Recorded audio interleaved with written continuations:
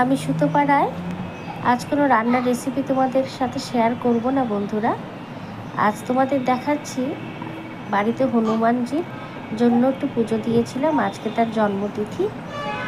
তো প্রথম আমরা কি করেছিলাম, হনুমানজিকে ভালো করে পরিষ্কার করে নিয়েছি, মাঝে মাঝেই করি, তবু তো জন্মদিন উপলক্ষে তাকে সুন্দর করে পরিষ্কার করে নিয়েছি। 5 রকমের ভাজা ভেজেছিলাম। বাঙালিরা শুভ কাজে 5 রকমের ভাজা দেওয়ার প্রচলন রয়েছে। তো খিচুড়ির সঙ্গে 5 রকমের ভাজা করেছিলাম, আর করেছিলাম 5 মিশালি সবজি। তেলে একটু আদা আর টমেটো দিয়ে কষিয়ে নিয়ে 5 রকমের সবজি করেছিলাম, আর করেছিলাম গোবিন্দভোগ চালের খিচুড়ি, আর করেছিলাম একটু পায়েস।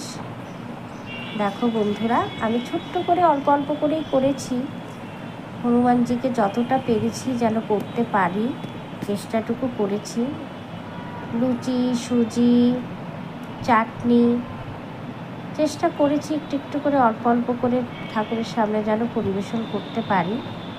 তোমরা জানাবে আমার হনুমানজি এবং মা লক্ষ্মীকে কেমন লাগছে এবং কেমন সুন্দর হয়েছে সাজানোটা।